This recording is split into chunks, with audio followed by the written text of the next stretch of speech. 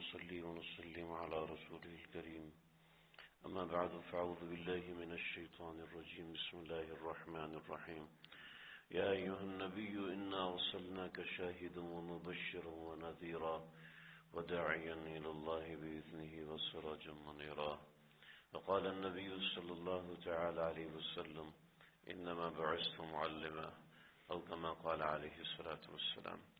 نبی اکرم صلی اللہ علیہ وسلم کی زندگی کو کچھ مختصر انداز میں بیان کرنا شروع کیا تھا۔ اس کا مقصد یہ ہے کہ آپ صلی اللہ علیہ وسلم کی زندگی کے لمحات اور اس سے ہونے والے اسباق ہمارے سامنے آ جائیں کہ آپ صلی اللہ علیہ وسلم کی زندگی میں امت کی کتنی اہمیت ہے، کہ امت کے لیے پیغمبر کتنی بڑی ذات ہے اور کتنی اہمیت کے حامل ہیں۔ نبی اکرم صلی اللہ تعالی علیہ وسلم کے آمد سے پہلے جو واقعات ہوئے تھے، یہ واقعات آپ صلی اللہ علیہ وسلم کی اہمیت، آپ صلی اللہ علیہ وسلم کے بڑے تشخص، آپ کی بڑی ذات اور آپ کی عظمت کو بتا رہے تھے۔ جب مکہ کے اندر آبادی معرض وجود میں آئی، حضرت ابراہیم، حضرت اسماعیل، قبیلہ بنی جرہم، تو یہ سارے ان کے قصے میں ذکر کر چکا ہوں مختصر کر کے۔ لیکن ایسا ہوا کہ جب قبیلہ بنی جرہم یہاں سے نکل رہے تھے، جزاک اللہ، قبیلہ بنی جرہم جب یہاں سے نکل رہے تھے تو انہوں نے مکہ میں برکت کی چیزیں ساری ختم کی۔ چنانچہ انہوں نے زمزم کا کنواں بھی ختم کر دیا، یعنی اس میں مٹی ڈالی اور مٹی ڈال کر اس کو منہدم کر دیا۔ تو مسلمانوں کی بقا اور مسلمانوں کی ترجمانی ایک کنواں کیا کرتا تھا جو کہ زمزم کہلاتا تھا۔ حضرت اسماعیل کی نشانی تھی، حضرت ابراہیم کی نشانی تھی، اور یہ نشانی تھی کہ یہ ہمیں وراثت میں ملی ہوئی چیزیں ہیں مسلمانوں کے شرف کو بیان کرنے کے لیے۔ چنانچہ یہ ایک زمانے تک بند رہا، درمیان میں قیدار حضرت اسماعیل کی نسل چلی ہے اور یہ لوگ مکے سے نکال دیے گئے۔ قبیلہ بنی جرہم آیا، پھر قبیلہ بنی خزاعہ آیا، اور انہوں نے ایک زمانے تک حکومت کی۔ تو قصی بن کلاب نے ان سے تعلق بنا کے اپنی حکومت واپس لی۔ بڑی تفصیلی بات ہے، وہ ہمارا ریلیونٹ موضوع نہیں ہے۔ میں کوشش کروں گا جتنا جلدی ہم آپ صلی اللہ علیہ وسلم کی زندگی پر آئیں۔ یہ تو بتایا جا رہا ہے کہ نبی اکرم صلی اللہ علیہ وسلم کی آمد سے پہلے اللہ تعالیٰ نے جو کائنات میں تیاریاں کروائیں۔ چنانچہ عبد المطلب جب سردار تھے، اگر بات کرنا شروع کی جائے تو ہاشم ہی کی زندگی اتنی بڑی ہے کہ اس زندگی کو بیان کرتے ہوئے کئی گھنٹے لگ جائیں گے، لیکن ہم ڈائریکٹ جن کا واسطہ نبی اکرم صلی اللہ علیہ وسلم سے پڑا، بس انہی کی بات کریں گے۔ چنانچہ عبد المطلب جب مکے کے سردار بنے تو عبد المطلب نے یہاں پر اللہ سے بڑی دعا کی اور اللہ سے بڑی مناجات کی، تعلق بنایا کہ کسی طریقے سے ہمیں وہ زمزم کا کنواں مل جائے جس کا ہماری تاریخ میں ذکر آتا ہے، پتہ چلتا ہے۔ لیکن ظاہری بات ہے حرم کی زمین کو کھودنا آسان نہیں تھا۔ تو فرماتے ہیں سیدنا علی بن ابی طالب رضی اللہ تعالیٰ عنہ فرماتے ہیں کہ میں نے ان کا قصہ حضرت علی بن ابی طالب، حضرت علی مرتضیٰ نے بیان فرمایا کہ عبد المطلب ایک مرتبہ حتیم میں سو رہے تھے۔ حتیم وہ جگہ ہے کہ جہاں پر حضرت حاجرہ کو بھی دفن کیا گیا تھا اور حضرت اسماعیل کو بھی دفن کیا گیا تھا۔ جب حضرت ابراہیم چھوڑ کر گئے تھے مکے کی جگہ پر تو یہیں پر حضرت حاجرہ نے خیمہ لگایا تھا، تو اس کو ہجر اسماعیل بھی کہتے ہیں۔ تو یہیں پر عبد المطلب سو رہے تھے تو فرمانے لگے کہ ایک رات میں مجھے 3 خواب آئے۔ ایک روایت میں 3 راتوں میں مختلف 3 خواب آئے، لیکن خواب کیا آئے اس کا خلاصہ یہ ہے کہ پہلی دفعہ جو خواب آیا تو کسی شخص نے مجھے کہا جو بڑا بابرکت تھا، خواب میں آیا اور اس نے کہا احفر برا، احفر برا، 2 لفظ ملتے ہیں۔ احفر کا مطلب کھودو، برا کہتے ہیں نیکی کا مقام، تو احفر برا، نیکی کے مقام کو کھودو۔ تو میں نے فوراً پوچھا کہ ما برا، کہ برا کیا چیز ہے؟ تو اس نے مجھے نہیں بتایا، چلا گیا وہاں سے۔ اگلے دن پھر کوئی اور شخص آیا اور اس نے یہ مجھے کہا کہ اٹھو اور احفر مظنونا، مظنونا کو کھودو۔ مظنونا کا بھی وہی جگہ ہے معنی ہے جو کہ برا کا معنی ہے۔ تو احفر مظنونا، مظنونا کو کھودو۔ تو میں نے پوچھا مل مظنونا، مظنونا کیا ہے بھئی بتاؤ تو صحیح، تو بتائے بغیر وہاں سے نکل گیا۔ پھر تیسری رات ایک اور خواب آیا اور ایک بندے نے آ کے جگایا اور کہا کہ احفر طیبہ، طیبہ کا معنی بھی پاک جگہ، تو احفر طیبہ۔ تو میں نے کہا ما طیبہ، طیبہ کیا چیز ہے؟ تو اس نے بتایا نہیں، تو اٹھ کے وہاں سے چلا گیا۔ تو کہنے لگے میں پریشان اللہ سے مانگا، تو اگلی رات پھر ایک خواب آیا اور اس خواب میں کہا احفر زمزمہ، زمزم کو کھودو۔ تو میں نے پوچھا کہ ما زمزم، مطلب ہے کہ اینا زمزم، زمزم کدھر ہے؟ تو اس نے کہا کہ زمزم ایک ایسا مبارک جگہ ہے، ایک ایسی مبارک ترین جگہ ہے کہ جہاں کا پانی کبھی بھی کم نہیں ہوتا اور جہاں کے پانی کبھی بھی رکتا نہیں ہے، دوسری خاصیت۔ تیسری خاصیت یہ ہے کہ جہاں کا پانی تسقی الحجیج، یہ حاجیوں کو پلانے کے لیے استعمال ہوتا رہا ہے، برسہا برس، صدیاں در صدیاں یہ حاجیوں کو پلانے کے لیے استعمال ہوتا رہا ہے۔ اور پھر یہ کہاں پر عند نقرتل،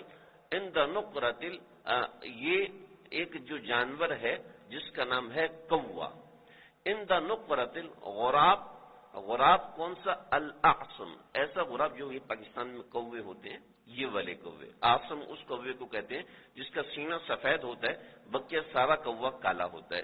دوسرے ملکوں میں کئی ایسے کوے ہوتے ہیں جو پورے کالے ہوتے ہیں، پاکستان میں یہ نسل کم پائی جاتی ہے، لیکن بر یہ نسل ہے، عام طور پر کوا اس کے لیے استعمال ہوتا ہے۔ اس کو غراب الاعصم کہتے ہیں، یعنی وہ کوا جس کا سینہ سفید ہوتا ہے اور بقیہ کالا ہوتا ہے۔ تو عند نقرۃ الغراب الاعصم، ایک ایسا کوا جو جہاں ٹھونک مار رہا ہو، اور وہ ٹھونک مارنے کی جگہ، یعنی ٹھونک مارنے کی جگہ جہاں وہ اپنی چونچ سے کورید رہے، اور عند قریۃ النمل، اور یہ وہاں پر ہے جہاں قریہ نمل ہے، نمل کا مطلب ہے چونٹی، قریہ نمل کا مطلب چونٹی کا بل ہے۔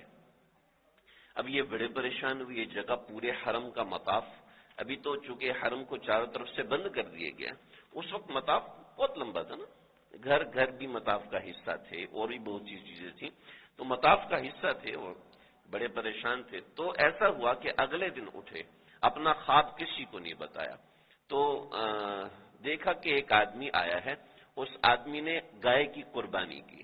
تو بعض دفعہ ایسا ہوتا ہے نا کہ جانور کو ذبح کیا جاتا ہے تو وہ مکمل طریقے سے ذبح ہونے کے باوجود طاقتور اتنا ہوتا ہے کہ گردن کٹی ہوئی اٹھ کے بھاگنے لگتا ہے۔ تو وہ جانور جہاں پر آیا اس نے وہاں پر گوبر کیا، اور گوبر کرنے کے بعد وہ اس کو آگے لایا اور تھوڑا سا آگے کر کے اس کو ذبح کیا۔ ذبح کرنے کے بعد وہ بھاگا ہے اور بھاگ کے آگے آ کے گرا ہے، وہاں پر اس کی جان نکلی ہے۔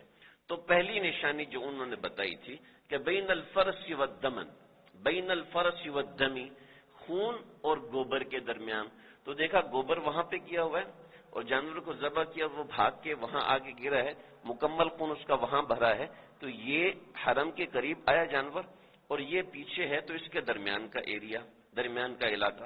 اب انہوں نے وہیں جانور کو ذبح کیا اور ذبح کر کے گوشت اس کا تقسیم کیا، تو اس کا کچھ گوشت جو تھا وہ ایک جگہ پر گرا جس سے اوجری وغیرہ گری ہوئی تھی، تو وہاں پر کوے آئے اور کووں نے آ کے اس گوشت کو کھانا شروع کیا، تو سمجھ گئے یہ والی جگہ ہے۔ اب اس جگہ کا کیسے تعین کریں، تو دیکھا کہ قریب میں چونٹیوں کی ایک بل تھی، تو سمجھ گئے کہ بھئی یہی ان دونوں کے درمیان جو جگہ ہے یہ زمزم کا کنواں ہے۔ تو وہاں پر بسم اللہ کیا اور کھدائی شروع کی، تو عرب کے لوگ، قریش کے لوگ آگے، بھئی تم کون ہوتے ہو اس کو کھودنے والے؟ تو کہنے لگے کہ یہ میرا حق ہے، مجھے خواب میں دکھایا گیا ہے، لہٰذا یہاں پر زمزم ہے، میں اس کو کھودوں گا۔ تو لوگوں نے کہا کہ حرم کی زمین ہے، ہم اس کو کبھی بھی کھودنے نہیں دیں گے۔ انہوں نے کہا میں تو کھود کے رہوں گا۔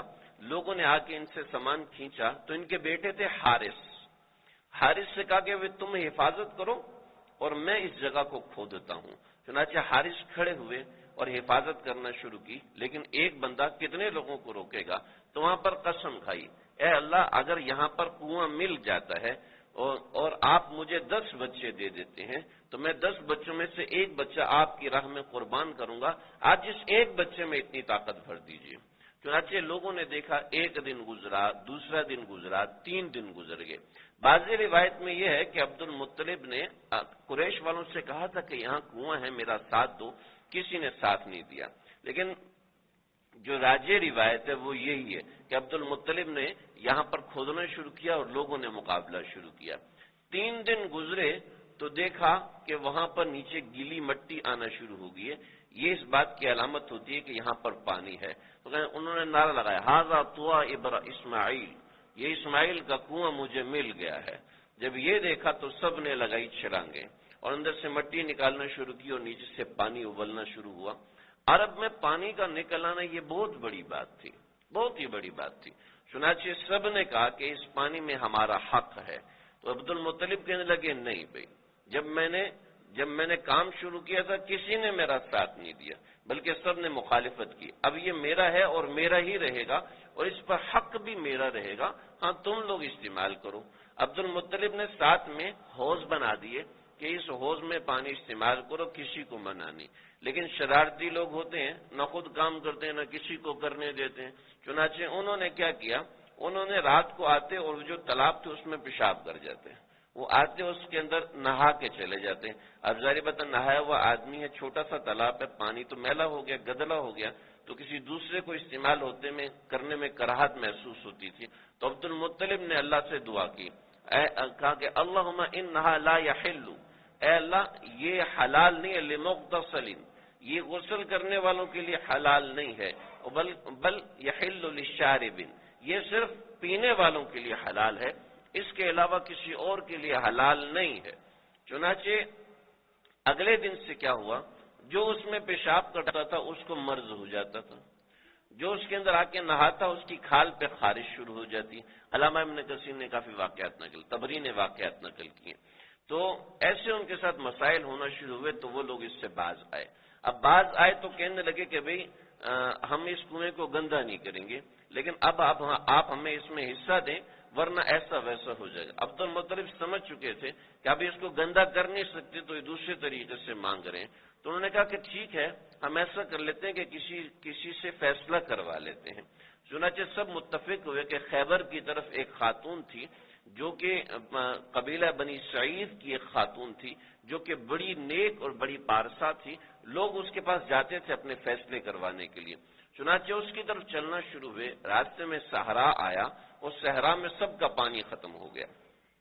طویل واقعہ ہے، ابن کثیر نے طویل واقعہ ذکر کیا، طبری نے واقعہ ذکر کیا، اور حلبی میں نے 4-5 صفحات پہ یہ واقعہ ذکر کیا، اس کی مختلف روایات ہیں، جس کا خلاصہ یہ ہے کہ راستے میں پانی ختم ہو گیا اور ان لوگوں نے اپنی قبریں بنائیں، قبریں بنا کے اس میں لیٹ گئے کہ پانی ختم ہو چکا ہے، اب ہم نے ایک ایک بندے نے مرنا ہے، اور مرنے کے بعد کیا ہوگا، ایک مرے گا تو وہ قبر تو دوسرا قبر نہیں کھود سکے گا، اپنی قبر خود کھودو، اور دوسرا جیسے ہی مرے گا تو اس میں مٹی ڈال دے تاکہ جانور اس کے جسم کو نوچے نہیں، اس کی لاش کی بے حرمتی نہ ہو، ایسا دوسرا مرے گا تو بقیہ، تیسرا مرے گا تو بقیہ، اس طرح مٹی ڈالتے چلے جائیں۔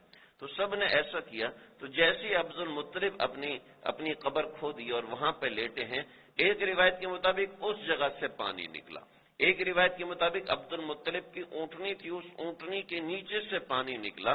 جب پانی نکلا تو سب کو سمجھ میں آ گئی کہ یہ عبد المطلب کی کرامت ہے کہ یہ شرف اسی کو حاصل ہونا چاہیے، لیکن پھر بھی یہ وہاں قبیلہ بنی سعید کی خاتون کے پاس پہنچے ہیں اور اس سے فیصلہ کرایا، تو وہ کہنے لگی فیصلہ تو تمہارے راستے میں ہو گیا تھا کہ تمہیں یہاں پر آنے کی ضرورت ہی نہیں تھی، کہ جس کو اللہ نے پانی سے شرف بخشا ہے یہاں راستے میں، اسی کو اللہ نے مکے میں شرف بخشا ہے، لہٰذا یہ عزت اور یہ کرامت اسی کے پاس رہنی چاہیے۔ چنانچہ یہ حضرات واپس آئے، جب واپس آئے ہیں تو اس کے بعد عبد المطلب کو اللہ نے برکتیں عطا فرمائی۔ لوگ حضرت عبد المطلب کو بڑا برگزیدہ سمجھتے تھے، کبھی بھی کوئی مسئلہ ہوتا تھا تو کوہ سبیر پہ لے جاتے عبد المطلب کو. کسی کے گھر میں بیماری ہوتی، پریشانی ہوتی، تکلیف ہوتی، عبد المطلب کو لے کے چلے جاتے کوہ سبیر کے اوپر اور ان سے کہتے یہاں کھڑے ہو کے ہمارے لیے اللہ سے دعا کرو.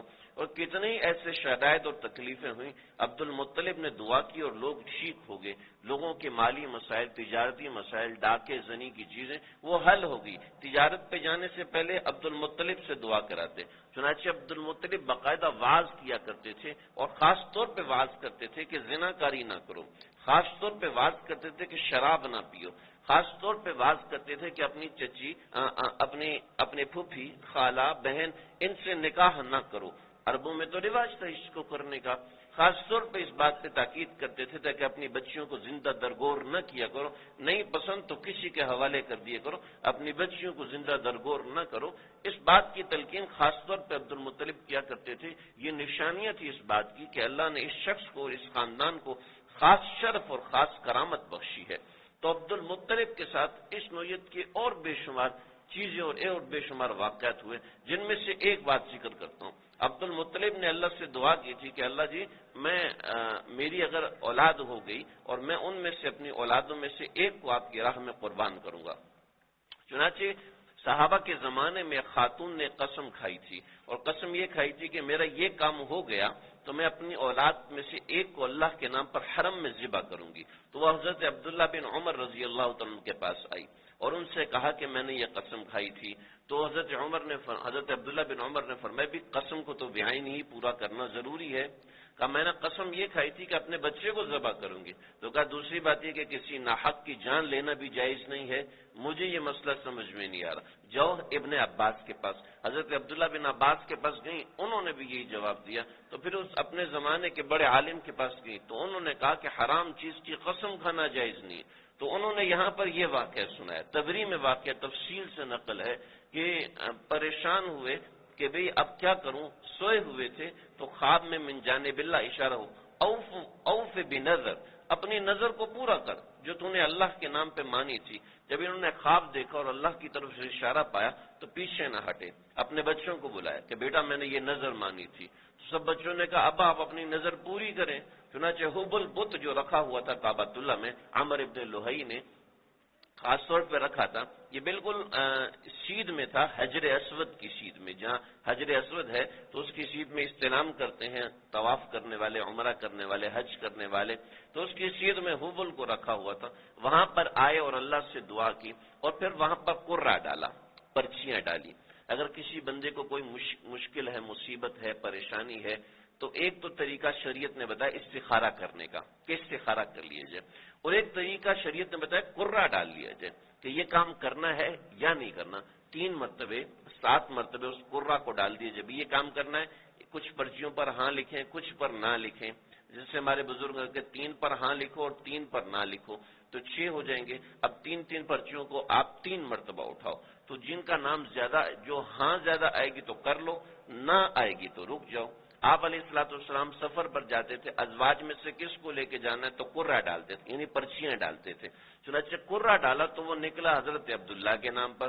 حضرت عبداللہ سب سے چھوٹے تھے جو آپ صلی اللہ علیہ وسلم کے والد ہیں، اور یہ جو چھوٹا بچہ ہوتا ہے وہ سب کو محبوب ہوتا ہے، سب کو پیارا ہوتا ہے. تو سب بہنیں بھی رونے لگیں اور جو حضرت عبداللہ کے ننیال تھے، حضرت عبداللہ کے ننیال، وہ بھی رونے لگے کہ بھئی یہ کیا، ہمارا ایک ہی بچہ ہے اور آپ اس کو لینا چاہ رہے ہیں وغیرہ وغیرہ. تو کہا کہ بھئی ایسا کرو کہ بچے کی دیت دو. کہا نہ بھی، مجھے خواب میں جب بتایا گیا کہ بچے کو ذبح کرنا تو میں اسی کو ذبح کروں گا. چنانچہ حضرت عبد المطلب حضرت عبداللہ کو لیا اور چلے گئے اصاف اور نائلہ کی طرف. اصاف اور نائلہ کی پوری تاریخ ہے. اصاف اور نائلہ کی طرف لے کر گئے وہاں ذبح کرنے کے لیے. تو لوگوں نے آ کے روکا اور کہا کہ فاطمہ خسمیہ کے پاس چلے جاؤ اور اس سے فیصلہ کروا کے آؤ کہ وہ شریعت کے حدود کو بہت اچھے سے جانتی ہے، وہ سمجھا سکتی ہے. چنانچہ پہنچے شام. عبداللہ کو شام لے کر گئے اور وہاں جا کے کہا کہ یہ رشتہ دار یہ کر رہے ہیں اور مجھے خواب میں یہ حکم دیا گیا، اب آپ بتائیں میں کیا کروں. تو کہنے لگی چلے جاؤ، کل آنا، میں کل بتاؤں گی. چنانچہ اگلے دن، اور تفصیل واقعہ اس نے کیوں کہا، کس وجہ سے کہا، تفصیلات میں جانے کی ضرورت نہیں. اگلے دن وہ آئی تو اس نے کہا کہ دیکھو تمہارے ہاں ایک شخص کی دیت کتنی ہوتی ہے. دیت کا مطلب ہے کہ خون بہا کتنا دیا جاتا ہے ایک بندے کے عوض میں. انہوں نے کہا جی 10 اونٹ. کہ ایسا کرو کہ ایک طرف 10 اونٹ کی پرچی ڈالو اور ایک طرف عبداللہ کی پرچی ڈالو. اب جو پرچی نکلے گی اس کے مطابق کرو. بطور مثال 10 اونٹ کے اور عبداللہ کی پرچی تو عبداللہ کے نام کی نکل آئی. تو ایسا کرو 10 اونٹ بڑھاؤ دوبارہ پرچی ڈالو, پھر 10 اونٹ بڑھاؤ دوبارہ پرچی ڈالو. تو یوں کرتے کرتے یوں پرچی ڈالی اور پرچی ڈال کے عبد المطلب دعا کرتے رہے اور پرچیاں ڈلتی رہیں. تو 10 اونٹ ہوئے, پھر 20 اونٹ ہوئے, پھر 30 اونٹ ہوئے. جب 100 اونٹ ہوئے تو ان 100 اونٹوں کے اوپر پرچی اونٹوں کے اوپر نکل آئی. تو لوگوں نے کہا ہاں اب 100 اونٹ قربان کرو. کہا نہیں, میں 3 مرتبہ قرہ ڈالوں گا. اگر 3 مرتبہ میں ایک مرتبہ بھی عبداللہ کے نام پہ لے تو اونٹ میں بڑھاؤں گا. چنانچہ 3 مرتبہ قرہ ڈالا اور تینوں مرتبہ اونٹوں کے نام پہ نکلا. تو سمجھ گئی یہ حکم ربانی ہے. چنانچہ 100 اونٹ ذبح کیے اور سب کو اجازت عام دی. اور کچھ اونٹ ایسے کہ جو چاہیں جتنا چاہیں, جتنا گوشت چاہیں لے جائیں, جو گوشت چاہیں لے جائیں. اور ان اونٹوں کو خالی آسمان کے نیچے بھی چھوڑ دیا کہ یہ پرندوں کی دعوت ہے. چنانچہ حضرت عبد المطلب کا ایک خاص طور پہ لقب پڑ گیا کہ مطعم الطیور السما. یہ مطعم الطیر السما کہ آسمان کے پرندوں کو کھلانے والا بھی ہے. ہاشم تو صرف انسانوں کو کھلاتے تھے, لیکن اس کا بیٹا جو ہے وہ اس کا بیٹا آسمان کے پرندوں کو بھی کھلاتا ہے. تو یہ جب آپ صلی اللہ علیہ وسلم ایک مجلس میں بیٹھے تھے تو ایک بدو آیا, اس نے آپ کو مخاطب فرمایا یا ابن الذبیحین, اے 2 ذبیحوں کے بیٹے. تو آپ بڑے مسکرائے. حضرت معاویہ رضی اللہ عنہ نے یہ حدیث بیان فرمائی تو لوگوں نے پوچھا کہ کیا مسئلہ ہے. کہا ایک ذبیح تو حضرت اسماعیل تھے جو اللہ کے نام پہ قربان کیے گئے اور اللہ نے جان بچائی, اور دوسرے ذبیح حضرت عبداللہ تھے آپ علیہ الصلوۃ والسلام کے والد کہ جو اللہ کے نام پر قربان کیے گئے اور پھر اللہ رب العزت نے ان کی ایسے جان بچائی. تو یہ حضرت عبداللہ کی حفاظت آپ صلی اللہ علیہ وسلم کی آمد کے لیے, عبد المطلب کی عظمت آپ صلی اللہ علیہ وسلم کی آمد کے لیے اللہ رب العزت نے اس طریقے سے مسلم کروائی, اس طریقے سے مضبوط کروائی. اس کے بعد حضرت عبداللہ اور آپ صلی اللہ علیہ وسلم کی پیدائش کے کچھ عجیب و غریب حالات ہیں. انشاءاللہ آئندہ جو میں ذکر کروں گا. اللہ سمجھنے کے عمل کرنے کی توفیق عطا فرمائے. سنتیں پڑھ لیجیے.